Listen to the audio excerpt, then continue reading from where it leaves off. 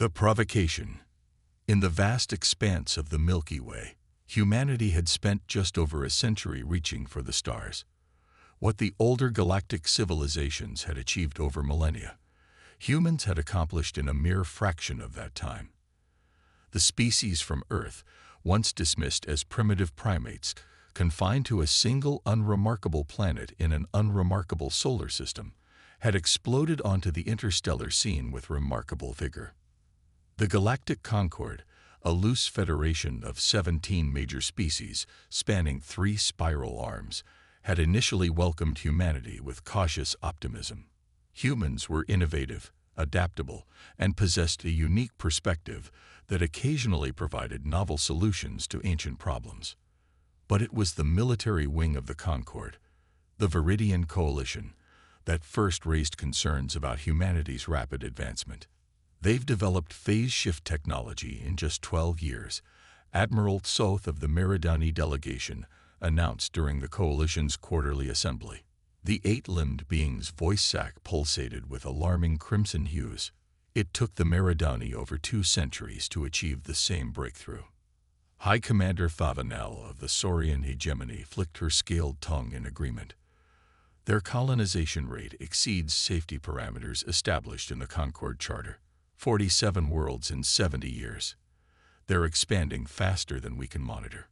Only the Atraxian representative, Ambassador Rill, offered a voice of moderation. Yet they've honored every treaty, respected every boundary we've established. Their innovation doesn't necessarily signal aggression. The debate might have continued endlessly if not for what happened next at Proxima Station. Commander Alina Reyes had dedicated her career to interspecies diplomacy. At 43, she was humanity's most experienced negotiator with the Viridian Coalition. When Earth's United Governance dispatched her to Proxima Station to address growing tensions, she expected difficult conversations, not an ambush. Her diplomatic vessel, the UES Concordia, dropped out of FTL at the designated coordinates to find 3 coalition warships already in position, weapons charge. Commander Reyes, the holographic projection of High Commander Thavanel flickered in the Concordia's bridge. Your presence is acknowledged, but this is no longer a diplomatic meeting. Elena maintained her composure, though her heart raced. High Commander, we came as requested, unarmed, and in good faith. Good faith. Thavanel's reptilian features contorted into what Elena recognized as disdain. We have observed your species long enough.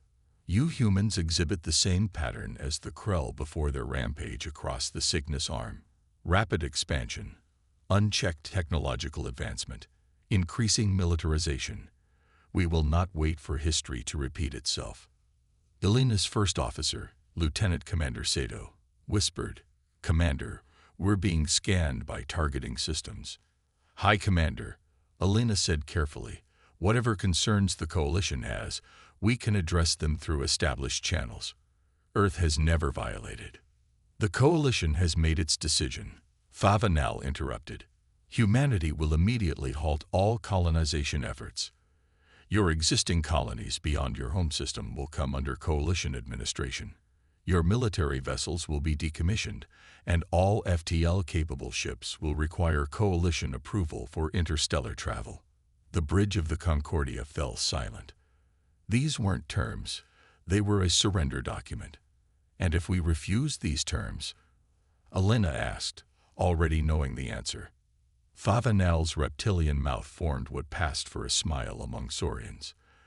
Then the Coalition will take preventative action to ensure galactic security. When the Concordia returned to Earth, the recording of this exchange spread rapidly through the planet's infosphere and beyond to every human settlement. United Governance convened an emergency session that lasted 72 hours without interruption. While politicians debated, Earth's military commands didn't wait. The 17 separate fleet commands, once fiercely independent, consolidated under a unified structure. Civilian shipyards shifted to military production almost overnight. Research facilities that had been working on terraforming technologies pivoted to defensive systems and weapons development. The response from humanity wasn't what the Coalition expected. There was no panic, No desperate pleading, no fractured response from competing nations. Instead, there was quiet, methodical preparation. Exactly 1 week after the Proxima Station ultimatum, Commander Elena Reyes stood before a unified broadcast system that would carry her message to every coalition world. To the Viridian Coalition and all civilizations of the Galactic Concord, she began, her voice steady. Humanity has received your terms and recognizes them for what they are. Not an invitation to peace, but a declaration of war. For a century, we have sought to be peaceful members of the galactic community. We have shared knowledge, respected boundaries, and approached every interaction with good faith. She paused, her dark eyes seemingly looking directly at each viewer across thousands of light years. The Coalition has mistaken our restraint for weakness and our desire for peace as fear. You believe yourselves superior because your civilizations are older, but age does not equal wisdom. You've grown comfortable in your established order, resistant to change and fearful of potential rather than actual threats.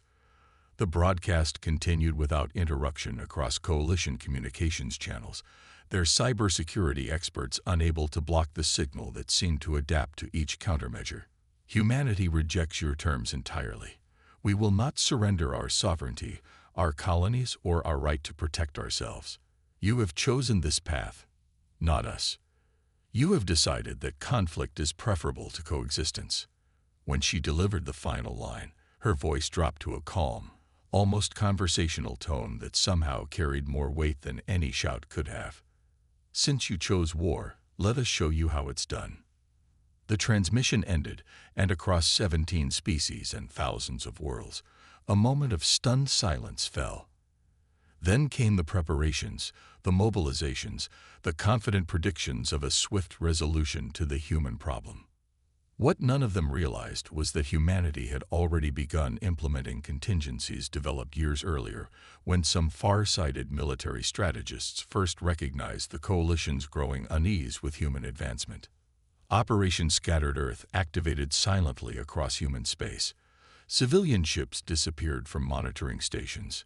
Communication hubs went dark, only to reestablish connections through new protocols unknown to Coalition intelligence. Colonies that appeared vulnerable began evacuation procedures that had been regularly drilled for years, not out of paranoia, but pragmatism. When the Coalition fleet arrived at the edge of the Sol system 2 weeks later, they found not the disorganized resistance they expected, but a cohesive defense network that had seemingly materialized from nowhere. And behind that network, the first demonstration of humanity's approach to warfare began to unfold. The Coalition had chosen war. Now they would learn how humans fought when their existence was threatened. The Reckoning.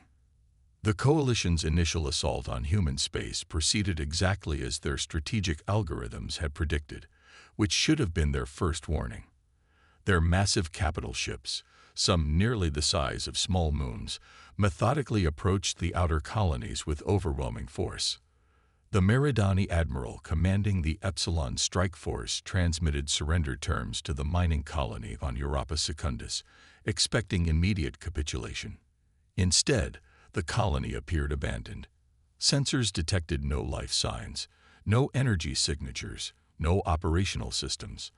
When Coalition forces landed to secure the supposedly empty installation, they discovered too late that the entire facility had been converted into an elaborate trap. Quantum-linked explosive charges detonated simultaneously, vaporizing the landing party and creating a chain reaction that disabled 2 supporting vessels in orbit. Similar scenarios played out across a dozen vulnerable colonies. By the time the Coalition realized they were following a script written by their adversaries, they had lost 17 vessels and nearly 30,000 personnel without engaging in a single direct confrontation with human forces. "They're fighting like ghosts," Admiral Tsoth reported to the Coalition War Council, voice sac pulsating with distress. "They abandon positions before we arrive, leaving behind automated defenses and traps. When we do encounter their ships, they engage briefly then scatter before we can bring our superior numbers to bear." Major Marcus Chen, commanding the 103rd Tactical Response Division of Earth's United Defense Force, would have appreciated the Admiral's assessment. The Ghost Protocol, as human forces called it, had been his brainchild, a strategy that turned the coalition's superiority in numbers and firepower into a disadvantage. They think in terms of fleet engagements and territorial control, Chen had explained during the strategy's development. We need to think in terms of time, space, and psychological impact. We don't need to win battles. We need to make them lose confidence in their ability to predict our actions. From his command center deep within the asteroid belt of the Ta-Ceti system, Major Chen coordinated a campaign unlike anything the coalition had faced in its long history. Human forces operated in small, autonomous units with minimal central direction. Each commander had extraordinary latitude to make tactical decisions based on local conditions, guided only by a simple directive: erode the enemy's will to continue. The coalition, used to fighting enemies who employed similar tactics to their own, found this approach maddening. Their massive fleets struggled to engage an enemy that refused to mass its forces for decisive battles. Their supply lines stretched thin as they chased shadows across dozens of star systems. Their commanders, trained to follow strategic doctrines refined over centuries, found themselves outmaneuvered by human officers who improvised constantly. 6 months into the conflict, the turning point came at Arcturus. The coalition, frustrated by their inability to force a decisive engagement, gathered the largest battle fleet seen in the galaxy for generations, over 3,000 ships from all 17 member species. Their target was Arcturus Prime, one of humanity's most important manufacturing hubs. Intelligence suggested that humans would have no choice but to defend this vital installation with everything they had. What the coalition didn't know was that Arcturus Prime had been evacuated weeks earlier, its production facilities dismantled and redistributed to dozens of smaller installations scattered throughout human space. What remained was a skeleton crew, a sophisticated holographic projection system creating the illusion of continued activity, and the most ambitious trap yet conceived. When the coalition fleet arrived, they found what appeared to be the entire human navy, nearly 1,000 ships arrayed in defensive formation around the planet. Admiral Tsoth, now Supreme Commander of Coalition forces, ordered a full engagement, committing his entire fleet to what he believed would be the decisive battle of the war. The human ships fought with desperate intensity for nearly 6 hours, gradually giving ground but inflicting significant damage on coalition forces. Then suddenly, they broke formation and scattered in all directions. "We've broken them," Tsoth announced triumphantly. "Pursue and destroy." Coalition vessels, already organized into pursuit squadrons, accelerated after the fleeing human ships. They didn't notice until too late that their formation had been stretched thin, creating gaps in their carefully coordinated defense grid. That's when the real human fleet emerged from hiding in Arcturus' dense asteroid belt. Not the 1,000 ships they had been fighting, but over 3,000 smaller, faster vessels that had been waiting in power-down mode to avoid detection. They streaked through the gaps in the coalition formation, targeting command ships and communication nodes with surgical precision. Simultaneously, the fleeing human ships reversed course, revealing themselves to be drone vessels with minimal crews. The coalition fleet found itself caught in a devastating crossfire. By the time Admiral Tsoth ordered a withdrawal, nearly half his fleet had been disabled or destroyed. The carefully constructed narrative of coalition invincibility had been shattered in a single engagement. The aftermath of Arcturus rippled through the coalition. The Atraxians, who had expressed reservations about the conflict from the beginning, formally withdrew from the military campaign. 3 other species followed within days. The unified front that had seemed so formidable began to fracture under the strain of unexpected losses and the psychological impact of being consistently outmaneuvered by a supposedly inferior species. High Commander Thavanel, desperate to regain control of the deteriorating situation, ordered a direct assault on Earth itself. "Cut off the head, and the body will die," she declared to the remaining loyal coalition forces. The resulting Battle of Seoul became the stuff of legend. Coalition forces, now reduced to ships from just 7 species, faced not only the concentrated defenses of humanity's home system, but a population unified in purpose as never before. Civilian vessels retrofitted with military technology joined the defense. Orbital habitats transformed into fire bases. Even the mining installations on Luna and Mars revealed carefully concealed weapons systems that had been in place for years. The battle raged for 3 days before the coalition fleet, suffering unsustainable losses, finally withdrew. High Commander Thavanel's flagship, the indomitable Claw, was among the vessels destroyed in the engagement. With the coalition in disarray, humanity seized the initiative. Major Chen's forces, no longer bound by defensive requirements, implemented the final phase of Ghost Protocol: selective strikes against coalition leadership facilities and military infrastructure. Not to destroy them completely, but to demonstrate conclusively that nowhere in coalition space was truly secure from human reach. 3 months later, a human diplomatic vessel, once again the UES Concordia, commanded by Elena Reyes, now promoted to admiral, arrived at the coalition headquarters on Meritus Prime. Unlike at Proxima Station, this time she was escorted by 30 warships, each bearing the battle scars of the conflict. The coalition assembly, now missing representatives from 6 member species who had withdrawn from the alliance, received her with a mixture of resentment and grudging respect. "You have proven your point," Admiral Reyes, the acting High Commander, a Meridani named Zeth, acknowledged.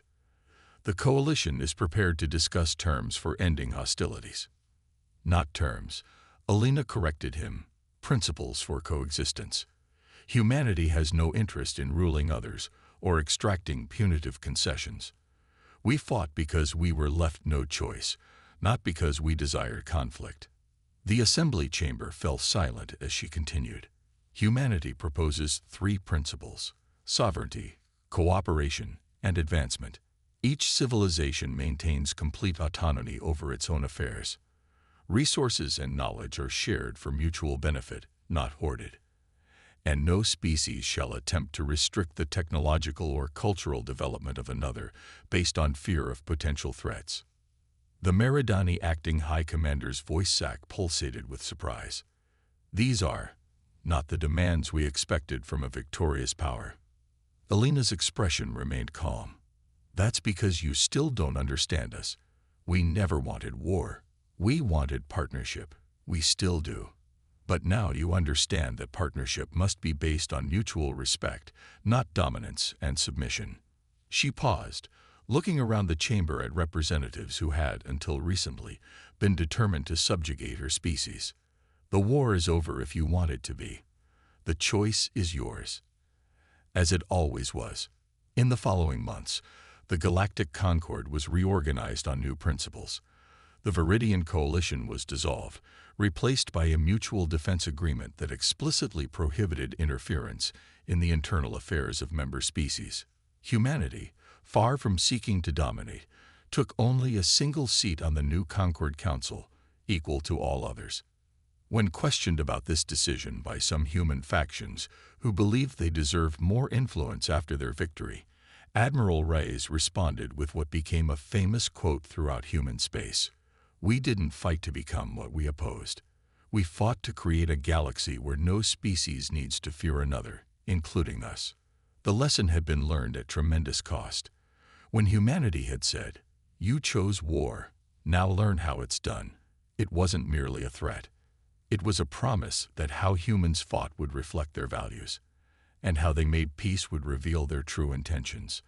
In the centuries that followed, when new species joined the Concord and studied its history, they learned about the brief but transformative Provocation War. They learned how humanity, when pushed to the brink, had fought with terrifying efficiency. But more importantly, they learned how humanity, when victorious, had chosen cooperation over conquest, a lesson that shaped galactic politics for generations to come.